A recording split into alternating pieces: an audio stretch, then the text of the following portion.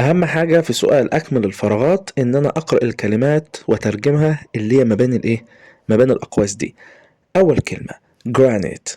granite دي اللي هو الجرانيت. اكتر حاجة بستخدم فيها الجرانيت في المنهج بتاعي هو ان المصريين القدماء بنوا بها الاهرامات، فغالبا الجملة بتاعتي هتكون ان هم بنوا الاهرامات. كلمة hot يعني حار، هيقول لك الجو حار اكيد. last معناها اخر، وليها معنى برضو يدوم، هناخدها هنا بمعنى يدوم. damaged يتدمر، حاجة هتتدمر، يبقى حاجة لو في حاجة عندها هتتدمر. tomb يعني قبر، مقبرة، مدفن. يبقى لو هيقول لي هندفن حاجة أو كده يبقى هنستخدم tomb. تعال نشوف بقى القطعة بتاعتنا ونشوف اللي ناقص معانا. The ancient Egyptians المصريين القدماء كانوا really smart، كانوا أذكياء جدا.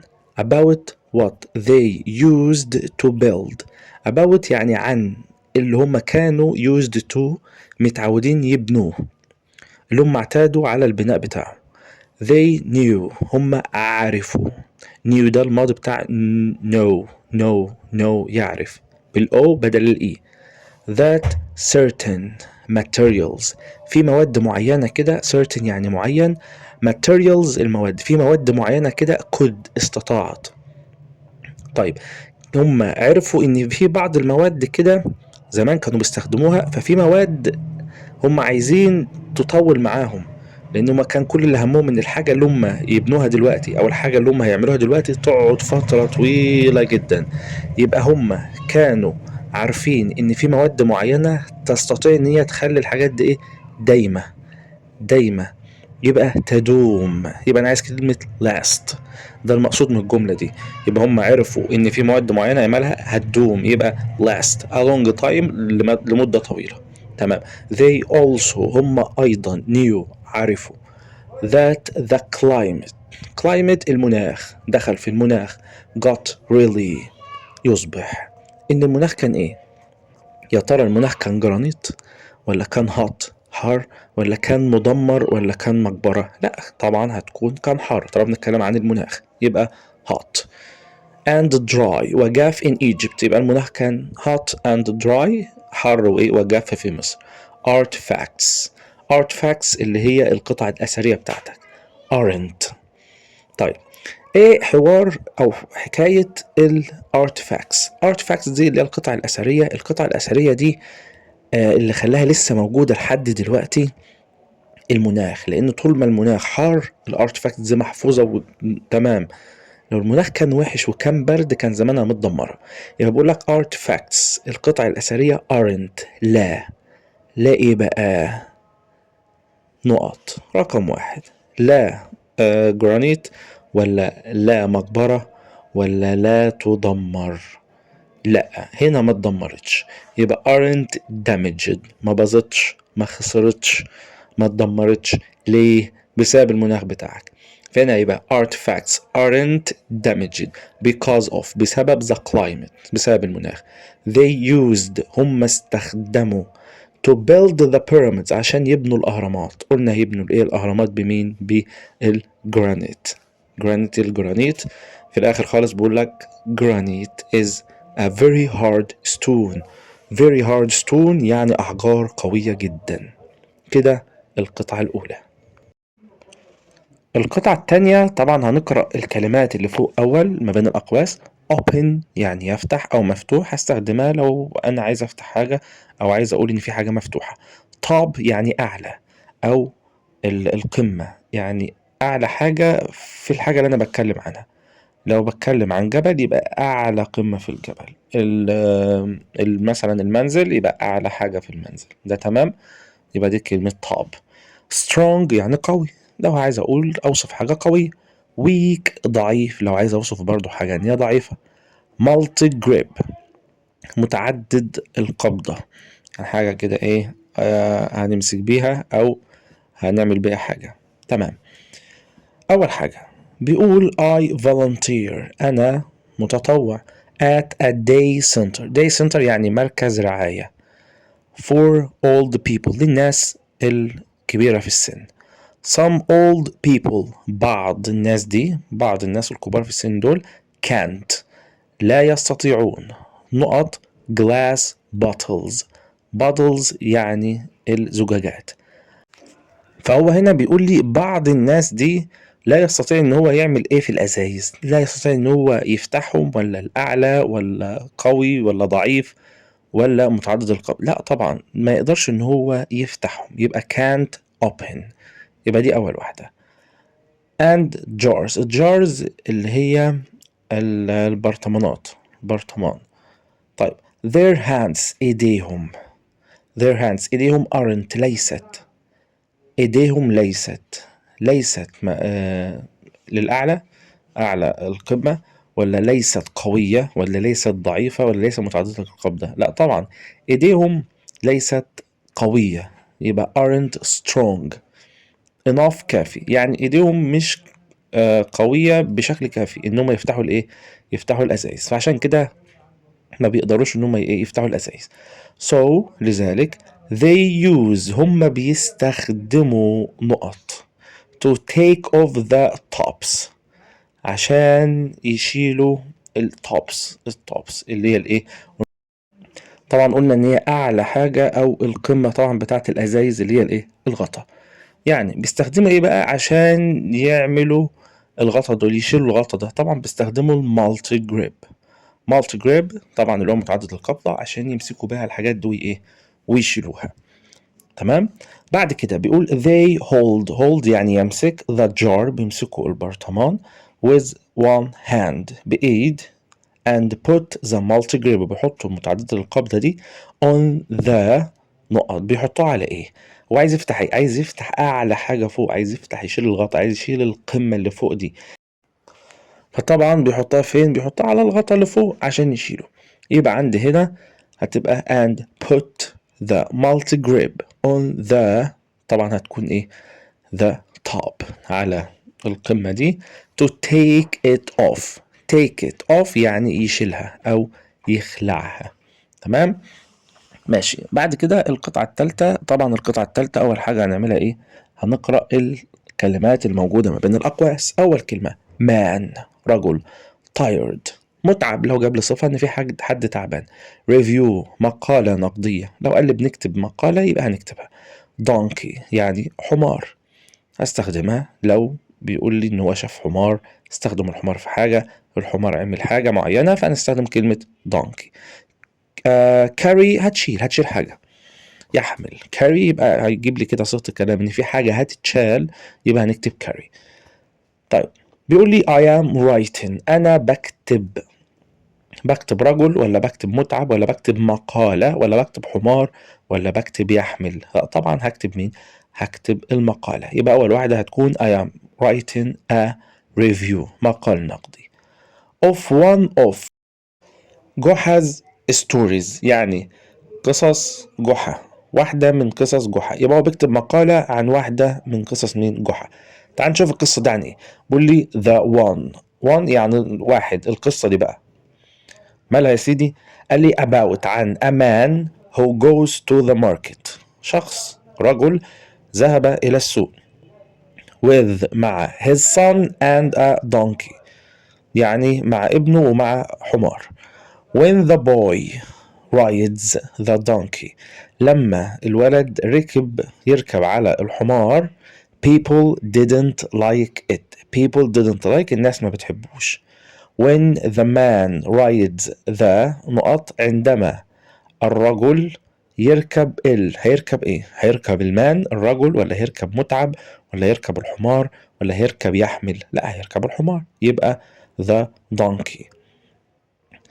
people الناس didn't like it برضه ما بيحبوش، يعني ابنه اللي يركب ما بيحبوش الوضع، برضه هو اللي يركب الحمار برضه ما بيحبوش الوضع. when عندما they both يعني هما الاتنين ride the donkey هما الاتنين ركبوا على الحمار بقى. people say الناس قالت the donkey must be الحمار هيكون طبعا هيتعب، يبقى الحمار هيكون تعبان، يبقى must be tired لازم يكون تعبان. so لذلك in the ending the ending في النهاية they both هما الاتنين the donkey في الحمار. هما الاتنين ايه الحمار؟ يا ترى هما الاتنين رجل الحمار ولا هما الاتنين شالوا الحمار؟ يبقى هتكون شالوا يحمل هتبقى carry. تمام. 4 عندي fly يعني يطير good جيد watching المشاهدة close قريب أو يغلق على حسب المعنى open مفتوح أو يفتح. طيب people who go bird اسمها bird watching مراقبة الحمام يروح يتفرج على الحمام على الطيور. تمام اسمها bird watching نحفظها على بعضها كده bird watching. in Egypt في مصر will have سوف تكون أو سوف تمتلك a lot to see سوف يكون لديك الكثير إنك تراه. هتروح هناك تشوف حاجات كتير. they mustn't هم لا يجب عليهم ما ينفعش ممنوع get هنا معناها يصل يعني ممنوع ان هم يصلوا لمين؟ للحيوانات to. طيب يصلوا ممنوع ان هم يوصلوا يطير ولا جيد ولا قريب؟ ممنوع ان هم يكونوا قريبين ولا open مفتوح؟ لا طبعا ممنوع ان هم يكونوا قريبين يبقى they mustn't get too close to the birds من الطيور because بسبب they might هم ربما not away هيبقى معناها fly away يطيروا. لان انت طول ما انت سايب الطيور بعيد الطير بياكل وبيعمل كل حاجة اول ما بتقرب منه بيعمل ايه؟ بيجري بيطير. تمام يبقى they mustn't get too close ما ينفعش تقرب قوي to the birds من الطيور because they might ربما اللي يحصل لهم fly away يطيروا بعيد. but they can watch from a safe distance they can watch هم يستطيعوا انهم يشاهدوا from a safe distance من مسافة آمنة and take lots of photographs يعني صور ويلتقطوا الكثير من الصور. wildlife الحياة البرية watching مشاهدة الحياة البرية is ideal for people مثالية للناس who respect nature اللي هم بيحترموا nature الطبيعة and ecotourism والسياحة من البيئية. السياحة البيئية is a نقط way طبعا هتكون way يعني طريقة يبقى طريقة جيدة good way for people to do this إنهم يفعلوا ذلك. يبقى أول واحدة معانا هتكون watching والتانية close والتالتة هتكون fly والرابعة هتكون good. الخامسة neighbors يعني الجيران citizen المواطنين الناس اللي عايشة فين؟ في البلد. waste يعني يهدر أو يضيع. plane طيارة. recycle إعادة التدوير. بيقول لي هنا there are many different ways there يعني يوجد many different ways عدد كبير جدا من الأفكار المختلفة to be a good عشان تكون good. يا ترى تكون جيران جيد ولا citizen مواطن جيد ولا يهدر جيد ولا طيارة جيدة ولا إعادة تدوير جيد؟ لا يوجد طرق كتير عشان تكون مواطن جيد يبقى citizen a good citizen. first أول حاجة you must respect others يجب عليك respect يحترم others الآخرين يجب عليك إنك تحترم الآخرين and be polite يعني مؤدب وتكون مؤدب and kind وعطوف مع مين بقى؟ يا ترى neighbors مع الجيران ولا مع يهدر ولا مع الطيار ولا مع التدوير؟ لا طبعا مع الجيران يبقى neighbors. تمام. help people who are old or sick بقول لي هنا help people ساعد الناس who الذي old and sick بيكونوا كبيرين في السن ومرضى. then بعد ذلك you can reduce يقلل أنت تستطيع أن أنت تقلل and help the environment. تستطيع انت تقلل حاجة وتعمل ايه وتساعد البيئة. يبقى هنقلل النفايات، المهدرات، البقايا بتاعتي، دي اسمها waste. تمام، ده اللي انا هعمله ايه، هقلله. طيب بعد كده بيقول لي if you have plastic bottles، لو انت عندك زجاجات مية at home في البيت. بعد كده نقط them let's be good citizen. let's be good citizen، هيا بنا نكون مواطنين رائعين and make the world a better place، ونخلي العالم مكان جميل. تمام، انت لسه عندك ايه فوق؟ لسه عندي كلمة plain وكلمة recycle، كلمة plain وكلمة recycle. طيب نقط them، يا ترى طيرتهم ولا أعد تدويرهم؟ وبقول لي في البيت هتعمل فيها ايه؟ طبعا هعيد تدويرهم، يبقى recycle. يبقى الأولى عندي هتكون citizen، التانية هتكون neighbors، التالتة waste، والرابعة هتكون recycle. تمام كده؟ ماشي. 6 بيقول لي reward جائزة after بعد broken مكسور away طريق أو بعيد present يعني هدايا. تمام. one day في يوم ما the younger brother الأخ الصغير found a bird. found ده الماضي بتاع find يجد. found يعني ايه؟ يعني وجد bird، وجد طائر with a معه. يا ترى معه reward جائزة ولا معه after بعد ولا معه broken مكسور ولا معاه away بعيد ولا معاه present هدية؟ هنشوف نقط wing جناح، يبقى أكيد جناحه كان مكسور، يبقى broken wing. don't worry لا تقلق.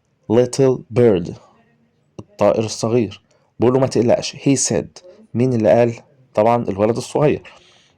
الولد الصغير بيقول له ايه؟ ما تقلقش، ما تقلقش خالص. ايه اللي هيحصل يا سيدي؟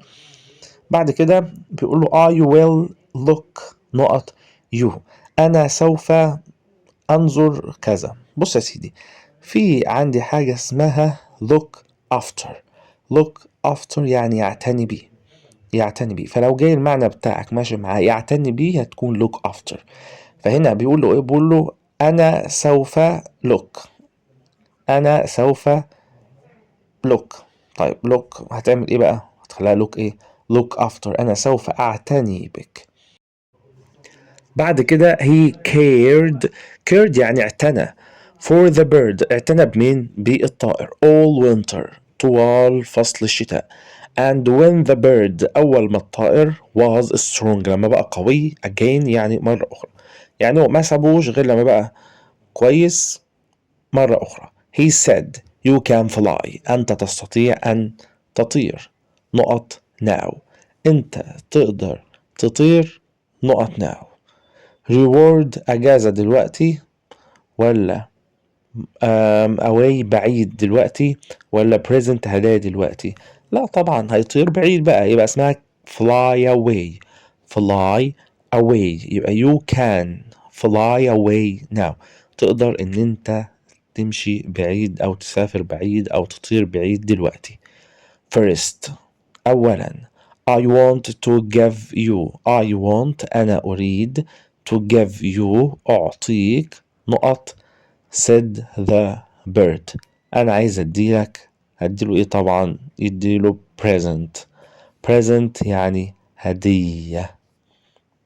طيب إيه الفرق ما بين present هدية والفرق ما بين reward معناها برضو هدية؟ طبعا present دي يعني هدية، حد جايب لك هدية عادية خالص. لكن reward يعني مكافأة على حاجة انت عملتها فانت بتتكافئ عليها، يبقى دي reward. طبعا هنا first I want to give you نقط، الطائر لما هيقول له كله كده هيقول له اكيد طبعا هيدي له هدية، يبقى present. 7 villagers اللي هم الأشخاص اللي عايشين في القرية. next التالي اللي جاي. shouted يصرخ. bored يمل. fun يستمتع. Peter was lonely. lonely يعني وحيد. and نقط وحيد و ايه تاني هتكون واشخاص كرويين ولا واللي جاي ولا وصرخة او صاحة ولا bored ملان ولا fun يعني ممتع مبسوط وفرحان. لا طبعا هو كان lonely وحيد يبقى bored يشعر بالملل. ملان برضو. he wanted some fun هو أراد بعض الفن المرح كان عايز بعض المرح والفرح. he had an idea هو كان لديه فكرة. first أول حاجة he نقط wolf he نقط wolf يعني ايه بقى wolf wolf يعني الديب. عمل ايه في الأول يا ترى عمل أشخاص كرويين ولا عمل next التالي ولا عمل صوت أو صياح أو العواء ده بقى الصوت بتاع مين شوتت فضل يزعق كده ويصرخ شبه مين شبه الولف ولا فن استمتع بالولف. لا طبعا هو عمل ايه هو عمل صوت الولف يبقى shouted يعني صاح زعق عمل الصوت بتاع مين بتاع الولف. and the villagers الأشخاص القرويين بقى came أتوا to help إنهم يساعدوا and save the sheep جم عشان يساعدوا مين يساعدوا الخرفان ويساعدوا بيتر. نقط he said there was no wolf there was no wolf لا يوجد ايه مفيش ديب. تمام طيب يبقى هنا عنده هيقول ايه هيقول next التاني تاني حاجة عملها بعد كده تاليا next he said there was no wolf لا ده مفيش ديب ولا حاجة and it was a joke دي يعني كانت بسحة كده كانت نكتة كده بس كنت بهزر معاكم. تمام then بعد ذلك Peter did it again عملها مرة أخرى. after that بعد ذلك the نقط were very angry غضبان. مين اللي غضبان أكيد الأشخاص الكرويين ما كل شوية بيضحك عليهم وبيعمل صوت وفي الآخر ما بيكونش فيه حاجة يبقى هيكون من الغضبان يبقى villagers يعني أشخاص الكرويين. طبعا انت مش محتاج باقي القطعة طالما الحل بتاعك بقى موجود دلوقتي بس احنا هنقرأه كترجمة بس. and said he shouldn't waste their time وقالوا ان هو ما ينفعش ان هو كل شوية يعطلنا ويضيع وقتنا. finally اخيرا a real wolf came في ديب حقيقي بقى جه المرة ده هيعمل صوت ديب حقيقي يعني الديب فعلا هيعمل الصوت. it ate the sheep كل الخرفان. Peter was very sorry كان متأسف جدا كان زعلان كان خجول جدا. السبب لان هو كل مرة بيعمل الصوت وبيصدقوه لما جه الصوت الحقيقي بقى فعلا محدش جاله لانه فكروا ان هو ايه ان هو بيهزر. القطعة الثامنة طبعا نقرأ الكلمات طبعا في الاول. adored يعني عاشقة. pets يعني حيوانات أليفة. grain حبوب وبذور. artifacts القطع الأثرية. kept يعني يحافظ على أو يربي. تمام. The ancient Egyptians المصريين القدماء loved animals كانوا بيحبوا مين الحيوانات and kept many as pets وربوا الكثير منهم كحيوانات أليفة. they not cats طبعا كانوا بيعشقوا القطط يبقى they adored cats مالهم عاشقوا القطط. and there was a cat كان في قطة in almost على الأقل every house يبقى كان في على الأقل قطة موجودة فين في كل بيت. طيب the ancient Egyptians المصريين القدماء believed كانوا معتقدين that cats القطط looked after them بيعتنوا بهم يعني هم كانوا مفكرين ان القطط هي اللي بتعتني بالناس مش الناس اللي بتعتني بيهم لا هم كانوا معتقدين ان القطط هي اللي بتعتني بهم. and not them safe بيعملوا ايه؟ safe، يخلوهم في الامان طبعا، ويحافظ عليهم امنين. عايزين نقولوا بيحافظوا عليهم كمان ايه؟ انهم يفضلوا امنين، يبقى kept يحافظ على. they were also هم كانوا ايضا good جيد، حاجة جيدة. يا ترى pests حيوانات أليفة جيدة، ولا حبوب جيدة، ولا قطع أثرية جيدة؟ لا طبعا كانوا حيوانات أليفة جيدة، يبقى pets. دي التالتة.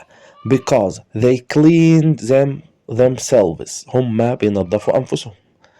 and kept the house ويجعلوا البيت وبيحافظوا على البيت free of pests. free يعني خالي، فاضي من الباستس، من الآفات. farmers produced المزارعون بينتجوا، يا ترى بينتجوا قطع أثرية ولا حبوب؟ طبعا هتكون حبوب، فتبقى green الحب. the rats didn't eat الفئران مش بتاكل الجرين. طيب الحبوب because of the cats ate the rats بسبب ان القطط بتاكل مين؟ الفئران. القطعة التاسعة طبعا هنقرأ الكلمات المكتوبة أول. weapons يعني أسلحة. metals معادن. trade التجارة. countries الدول. copper يعني النحاس. تمام. The ancient Egyptians المصريين القدماء used bronze البرونز and وإيه تاني طبعا والنحاس، يبقى copper because بسبب they were common كانوا شائعين طبعا، كانوا معادن شائعة، يبقى metals. يبقى they were common metals. for tools للأدوات they used iron. agricultural هم استخدموا الايه؟ استخدموا الزراعة الحديدية. tools أدوات الزراعة الحديدية استخدموها في ايه؟ and نقط وحاجة تانية، استخدموا الأدوات الزراعة الحديدية وإيه تاني؟ to hunt يصطاد animals. طبعا الأدوات بتاعت الصيد اللي هي طبعا هتكون أدوات الزراعة الحديدية، وفي نفس الوقت الأسلحة، يبقى and weapons يعني الأسلحة كمان. to hunt animals عشان يصطادوا بيها مين؟ الحيوانات. they got more iron هم حصلوا على الايه؟ على الكثير من الايه؟ من الحديد through من خلال نقط with other countries. من خلال ايه مع الدول الاخرى؟ طبعا من خلال التجارة، البيع والشراء، يبقى من خلال مين؟ التجارة. يبقى جالهم او حصلوا على كثير من الحديد من خلال مين؟ التجارة بينهم وبين other countries يعني الدول الايه؟ الدول الاخرى. تمام. رقم 10 بيقول لي popular محبوب. أسوان sent أرسلة. grandparents الجدان. working يعني العمل. many years passed مرت عدد كتيرة من السنين. and علي grew up وعلي كبر. he and his هو ومين؟ أكيد طبعا grandparents والجدان. forgot نسوا about the message in a bottle. نسوا الرسالة اللي هم كانوا باعتينها فين؟ في البottle. bottle يعني الايه؟ الزجاجة. then one day في يوم ما علي كان نقط when granddad بيعمل حاجة. يبقى علي كان بيعمل ايه؟ يا ترى علي كان sent بيرسل ولا كان working بيعمل؟ تمام. يبقى اكيد كان بيعمل. ليه؟ لان كلمة was were هما اللي بيبقى عندهم ing، فتبقى was working. في حاجة تانية when granddad جده نقط him a message رسالة، يبقى كان الجد بيبعت رسالة، فالجد رقم 3 دي هتكون sent أرسلة. إنما هنا بقى هيكون علي بيعمل إيه؟ كان شغال، يبقى علي كان شغال وكان جده بيعمل له إيه؟ بعت له الرسالة. That weekend في عطلة نهاية الأسبوع ده علي went to his grandparents راح لهم في الهاوس طبعا في البيت بتاعهم. a man رجل ما in نقط found the message يعني وجد الرسالة. said granddad. يبقى a man in popular رجل في محبوب ولا رجل في أسوان؟ لا، بقول له رجل في أسوان شاف الرسالة إيه؟ الرسالة بتاعتنا. يبقى الأولى هتكون grandparents، التانية هتكون working، التالتة هتكون sent، وآخر واحدة هتكون أسوان. تمام. القطعة ال11 بيقول لي many عدد كبير جدا من birds طيور busy مشغول beaches الشواطئ much يعني كمية كبيرة جدا. next week الأسبوع الجاي we are going نحن ذاهبون on a tour في جولة سياحية to see some beautiful birds عشان يشوفوا بعض الحيوانات الجميلة. we will visit نحن سوف نزور quiet نقط هنزور حاجة هادية. quiet يعني هادئة. يا ترى عدد هادي ولا طيور هادية ولا مشغول هادي ولا شواطئ هادئة ولا ماتش اللي هي كمية كبيرة هادئة؟ لا، on a small bus في الايه في الباص طبعا الاتوبيس. هنا بيقول we will visit quiet احنا هنزور ايه؟ طبعا هنزور الشواطئ يبقى beaches في الايه الاتوبيس. to see how لكي نرى how نقط different kinds we can see انواع مختلفة different kinds we can see نحن نستطيع ان نرى. فاضل معايا كلمة many عدد كبير، كم عدد الانواع، ولا birds كم الطيور عدد مختلف او نوع مختلف، ولا كم الكمية نوع مختلف؟ لا، كم عدد الانواع المختلفة هتكون how many كم عدد how many. فانا بيقول لي to see لكي نرى how many different kinds كم عدد الانواع المختلفة we can see اللي احنا نقدر نشوفها. the sea البحر in this area في هذه المنطقة is very popular شائع جدا ومحبوب place مكان for نقط to find food لمين عشان يلاقوا الأكل. انت لسه عندك many عدد كبير والطيور عشان يلاقوا الأكل طبعا للطيور for birds to find food تجد الطعام. so it will be سوف يكون نقط day طبعا هيكون عدد كبير جدا من اليوم ولا يوم مميز مشغول زحمة هيكون في هيصة؟ لا، هيكون يوم مزدحم جدا يبقى busy مشغول ومزدحم. 12 والأخيرة glass إزاز beach شاطئ sea البحر swam سبحة message رسالة. منير's grandparents أجداد مين؟ منير lived by the sea عايشين بجانب البحر. the نقط near their house near يعني قريب حاجة قريبة من المنزل طبعا هتكون البيتش الشاطئ قريب من الايه من المنزل. was quiet and beautiful يعني هادي وجميل and he loved هو حب to go with them انه يروح معاهم. they نقط served and played games on the sand هم عملوا ايه ولعبوا برضو العاب في الرمل طبعا هم سبحوا swam ولعبوا العاب برضو في الرمل. one day في يوم ما they were هم كانوا swimming in the sea مالهم بيعوموا في البحر. في يوم من الأيام هم كانوا عايمين في البحر وبيسبحوا. when منير عندما منير saw رأى نقط bottle طالما زجاجة يبقى زجاجة ازاز يبقى glass bottle. لقوا ايه هما بيلعبوا؟ لقوا إزازة مالها إزاز. in the water فين في المية. his granddad جده said قال إيه. let's write a message. let's هيا بنا write نكتب a message هيا بنا نكتب الإيه الرسالة.